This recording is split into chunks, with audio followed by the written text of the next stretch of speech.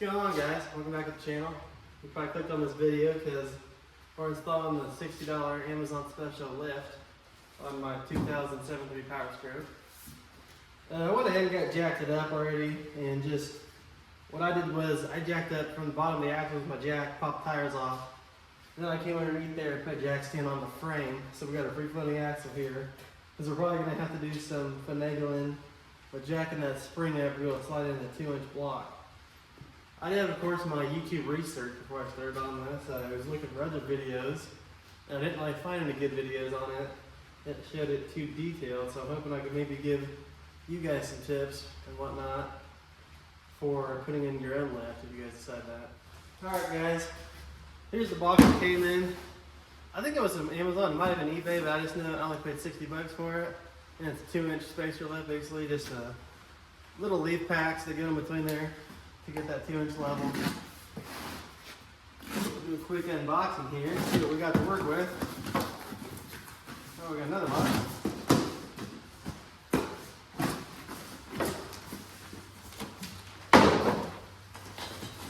Alright, we got the new U-bolts.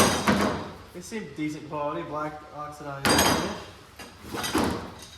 Both sides. There's the first leaf pack.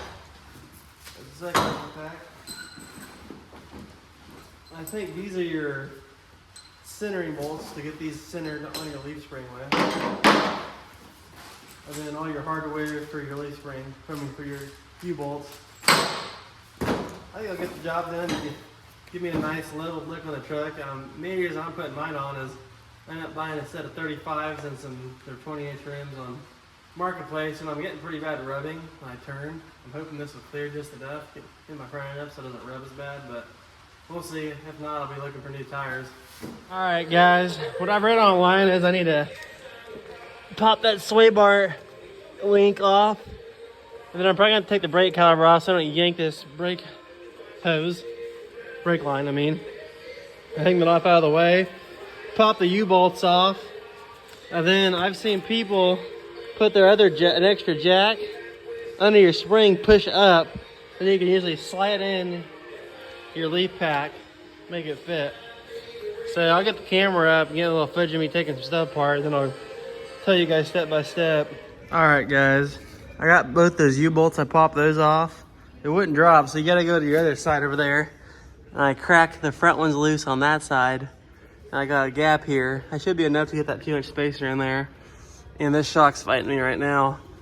But the only thing I did was, I know some people said they took their track link off and everything. I only just popped off my back sway bar in link. And I think I'll have plenty of the gap, but we'll see here in a minute. I'll get back to filming. After I pop the other side off completely, I got the jack underneath it. And I was gonna push up on this leaf spring if I need to with my other jack to get that clearance. Alright guys, there's the leaf spring split apart. I got plenty of gap to get that in there. So you have a line-up pin, that's my stock one right there. There's the aftermarket one, about 2.5, 3 times its size. This comes, you put this in from the bottom, and then you have a nut that screws in the very top of your leaf spring.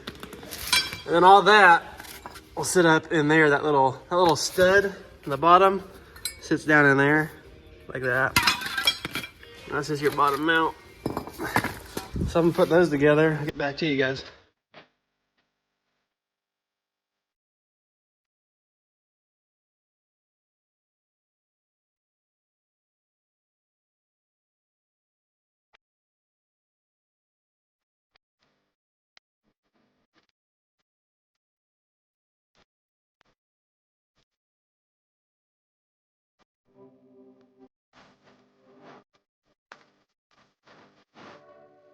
Alright guys, I just want to show this real quick.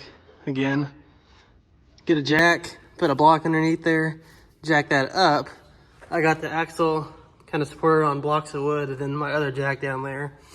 And you jack that up, you got plenty of gap to shove your lift spacer in there, or your lift block in there.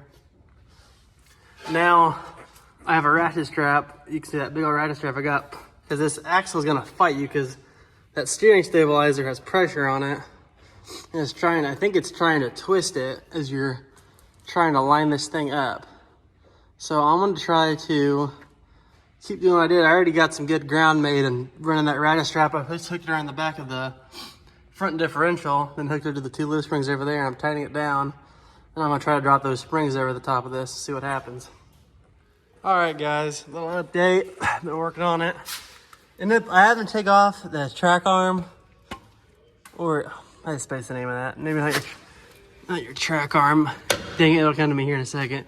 Took this one off, and I unbolted this one. I don't know if it's some type of sideways sway, like link. I forget the exact name for this one.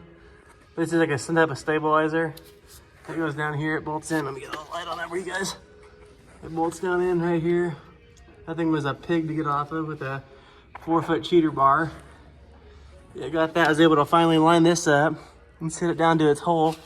I used a jack there and a jack there and lifted it straight up. Those things will fight you. There's no way you can do it without taking them off that I know of. But it'll probably fight me getting it back on now.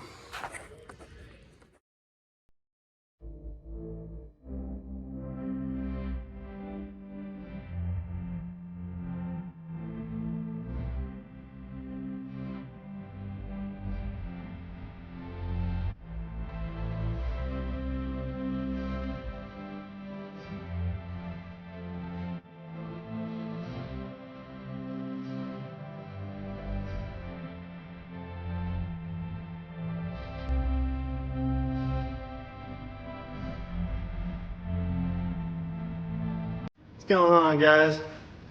I've been making this video on and off for like a week and a half now. I've just been working on it after work and stuff when I get off on Wednesday nights.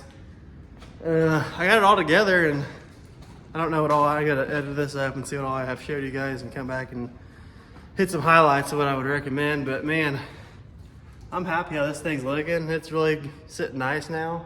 And that 2-inch lift made a difference in the world. Biggest difference in the world, sorry. But I'm gonna flip the camera around here in a minute and show you. I had to end up ordering a new track bar. I think I mentioned that earlier in the video, but I got an adjustable track bar because the stock one, I read things online. I was about 10 pages deep on the Google forums of the world. And I read you could use one with a 2-inch level, 2.5-inch level.